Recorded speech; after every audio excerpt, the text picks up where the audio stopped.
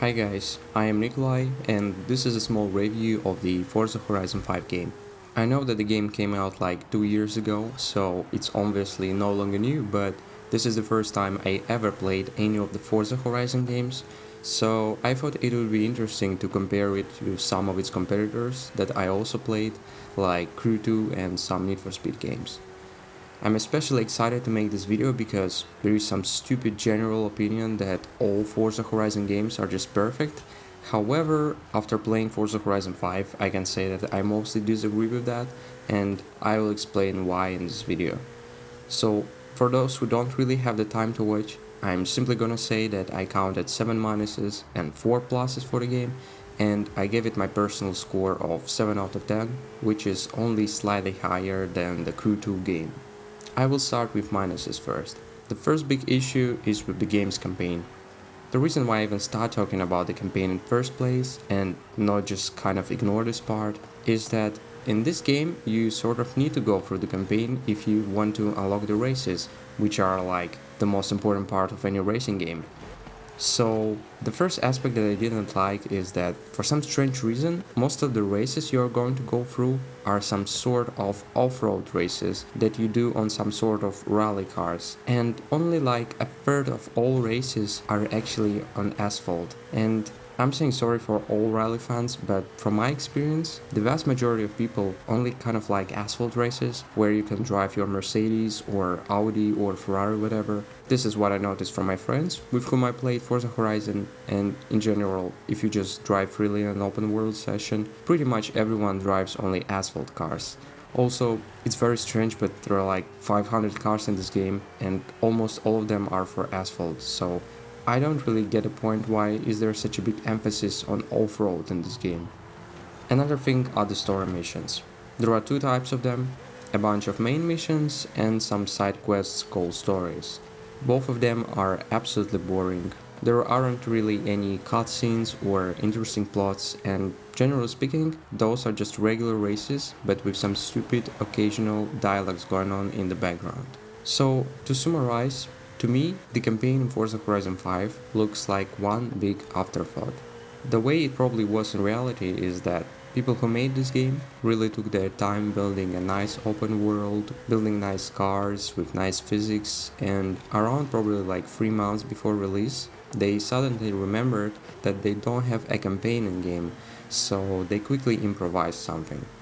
Here, Forza Horizon is losing to Crew 2 and definitely to any Need for Speed game.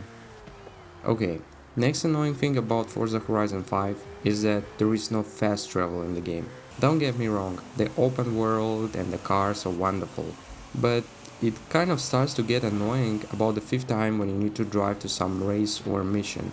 And normally it's not just 200 meters that you need to drive, but like 5 kilometers, which is a lot. And overall, when simply following the in-game's campaign, you'll end up realizing that you spent less time in races than actually driving to those races, which is just absolutely ridiculous in my opinion. To be completely fair, there is some fast travel available in the game. You can teleport to like 3 or 4 locations, but you also have to spend in-game currency to do that. If you are rich, you can also buy a few extra super expensive garages, which by the way are also not free to fast travel to. But even in this case, you would still need to fast travel to the garage first and then drive some time to the race location. In this aspect, Forza Horizon completely loses to the Crew 2 game, where fast travel is widely available, and trust me, that's just a way nicer experience. Next issue is about the cars. Yes, there are like 500 cars in this game, and you'll probably never drive like 80% of them, but the real problem is that there are very few new cars that you would especially want to drive.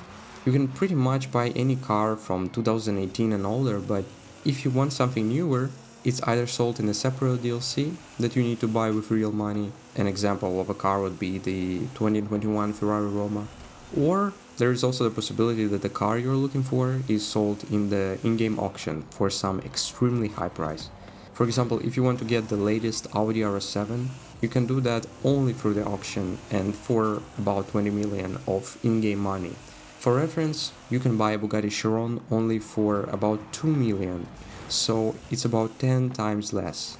And Also for reference, after I completed the campaign, I made a total of 7 million, so buying such a car definitely involves some grinding to do. But the most disappointing thing is that there are lots of new cars that simply weren't added to the game. Let's imagine you just watched a cool car review from Doug DeMuro, for example, and you really want to try it out in Forza, but you cannot really. Don't get me wrong, you cannot do this in Crew 2 either, or in pretty much any other racing game, but Forza, being the biggest of these games, could probably attempt adding more of these new cars to the game. It's just ridiculous that you can drive all these new cars in the freaking GTA Online earlier than in Forza. The game has also become a bit buggier than the previous Horizon game.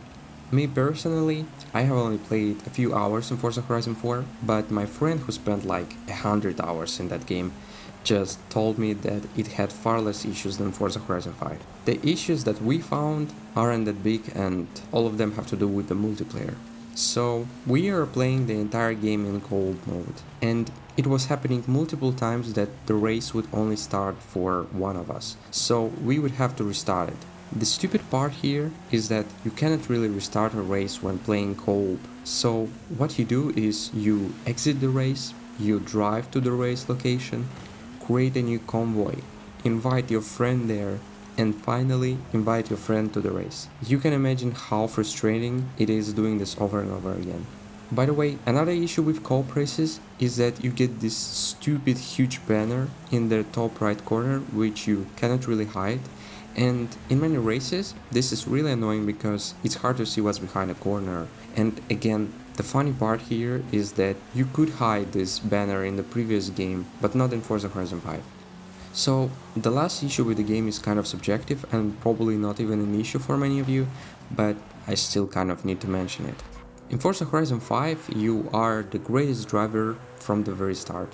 If I remember correctly, right after the first race, you get a Bugatti Divo to your garage, which is like one of the rarest, fastest, most expensive cars in real life. You also get a ton of cars as gifts from the game, so you're pretty much loaded right from the very beginning. Personally, I kind of like more the approach when you need to grow from the very bottom to the top, starting with some cheap hatchback, then getting a coupe, then some sports car, and finally a hypercar, and sort of proving that you are the best driver. Also, because you tend to switch cars so often in Forza Horizon, it's kind of hard to attach yourself to that one car that you like, spend time tuning it, and so on. You just don't get this feeling because there are so many other cars in the game and you want to try them all. Okay, enough with the bad parts, let's talk about the good ones. A small spoiler, although I'll name fewer pluses about Forza Horizon 5, they actually kinda weight more than the minuses. And they are what makes Forza Horizon 5 stand out slightly more than the other racing games that I played. First of all, we have the physics. Cars in Forza Horizon 5 feel and drive really nice. Of course, the physics aren't that realistic, but this is an arcade game, not a driving simulator, so they kind of had to make the physics a bit simpler just to keep the game fun. Forza Horizon 5 definitely beats Crew 2 in this battle.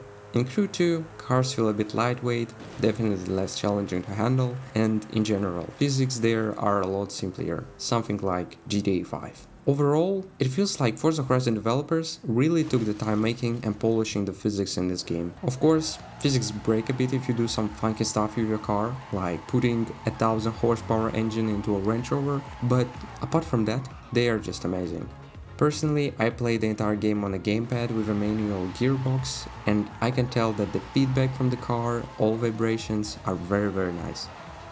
The next plus are the graphics. I don't have much to say here, everything looks modern and at a very high level. Of course, this comes at some cost, the game tends to eat a lot of VRAM. Personally, I have 8GB of VRAM, which is actually quite a lot, but the game still manages to freeze from time to time on my computer.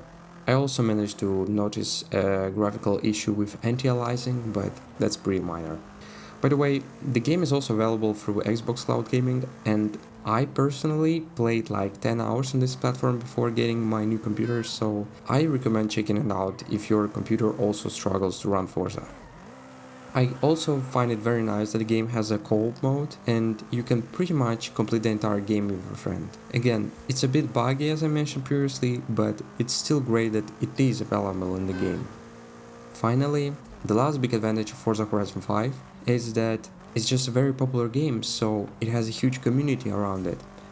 I don't really have any exact numbers, but I think it's the most popular racing game at the moment. And the popularity of this game is actually one of its selling points, really, because it has this special vibe around it. You see a TikTok of someone driving an Audi RS6 in Forza, trying to reproduce the famous crash on the Autobahn, and you just want to do that too, so you buy the game.